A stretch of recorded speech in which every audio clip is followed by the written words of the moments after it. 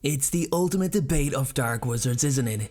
Who's really more powerful? Is it Voldemort or Grindelwald? A lot of you will say Voldemort, but then again, there are some Grindelwald fans who truly believe he was the more powerful wizard, and even if we reworded to the better wizard, it can make even more sense. I've had a good look into the attributes, the powers, the skill level, the knowledge level, and I've found 5 reasons that show Grindelwald was a more powerful wizard than Voldemort.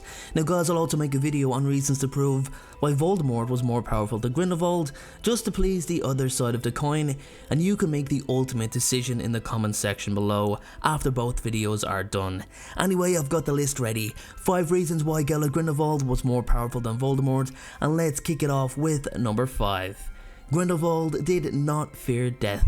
This is a huge one for me. Something that made Voldemort quite vulnerable was his incredible fear of death. Although he sees it as a human weakness, it still frightened him as he never wanted to grow old and die, refusing to accept that it was part of life. Part of the reason as to why Voldemort feared Dumbledore was because the latter knew his secrets, whereas Grindelwald feared no one. Given his in-depth study of the dark arts, I think it's pretty clear that he had some knowledge of Horcruxes and even how to create them, but that was not the path that Gellert wanted to go down. His goal was not to achieve immortality. It was to change the wizarding world for the better and leave a lasting legacy behind him.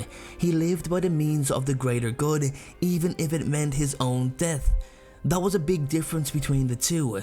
Despite being a dark wizard, Grindelwald was always for the people. Voldemort was always for himself and never opened himself up to other aspects of magic. It's also important to note that Grindelwald was a seer and could see the outcomes of many situations. Maybe not his death, but because he embraced his humanity, it could have meant that he was granted a deeper connection to magic through the boundaries of nature, something Voldemort was denied. Number 4. He didn't fear Voldemort. Probably a reason that comes to mind very quickly is the fact that Grindelwald didn't fear Voldemort at all. Despite his imprisonment, he seen the Dark Lord as a below-par individual, someone who may have pushed the boundaries of magic, but also someone who did not open himself to all aspects of magic. Only when he understood magic that did not apply to a situation would he be ready for the unknown, which ties into the part of the prophecy that mentions Harry having the power to vanquish him. Despite Voldemort's interrogation of his apparent predecessor, Grindelwald didn't take him seriously at all. He refused to tell him the location of the Elder Wand, contrary to what the movie actually shows, which is the complete opposite, and he openly laughed in Voldemort's face as the Dark Lord became overly frustrated and angry. He stared death directly in the face when Voldemort raised his wands to kill him, showing his loyalty to Dumbledore after so many years, and despite the latter placing him in his prison, it must have been a strange feeling for Voldemort, being unable to intimidate a man who had fallen from grace in the manner that Grindelwald had, which ultimately resulted in the latter's death, as I mentioned. Number 3. He commanded loyalty. Something that really drove a wedge between the two men was the way they commanded loyalty from their followers. It differed greatly. Grindelwald won his followers through his campaigning speeches, defining his desire for a better world.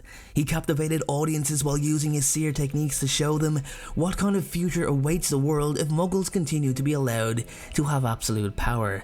Despite doing some pretty awful things, his overall goal remained to give the magical people a better world.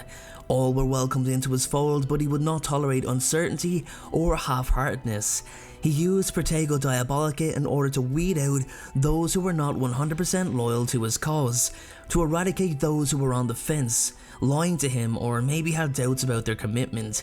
It was actually an incredibly powerful piece of magic, and probably the biggest display of power to be displayed on the big screen out of all the Wizarding World movies.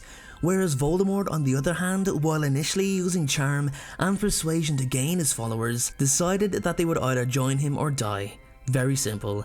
He used intimidation, and it's clear to see that while Grindelwald's followers looked up to him in awe, Voldemort's followers looked upon him with fear. As soon as things became bleak in the Battle of Hogwarts, particularly after Harry's revival from the dead, many of the Dark Lord's followers abandoned him, choosing to save themselves instead. Number 2. He was a better duelist. Voldemort and Grindelwald were both incredible duelists, but I think it's very clear that Grindelwald surpasses the Dark Lord. Despite Voldemort's impressive stance during their duel, he didn't really break the surface as Dumbledore had an answer for every attack. It was a complete masterful display on the headmaster's part. Even though it ended as a stalemate, Dumbledore didn't really break a sweat and wasn't dueling to kill, whereas Voldemort was throwing everything but the kitchen sink at him. Grindelwald managed to duel Dumbledore when he was much younger, more vibrant and more energetic. The duel was so epic that it became the stuff of legend and lasted for over 3 hours. While Dumbledore came out on top in the end, he even admitted to Harry that Grindelwald was very close to him in skill level, and it came down to decision making by the two wizards rather than total dueling skill. I believe Grindelwald would have an answer for every Voldemort attack, just like Dumbledore did, but he'd be dueling to kill. It would be close, but Grindelwald's overall strategy would see him gain victory.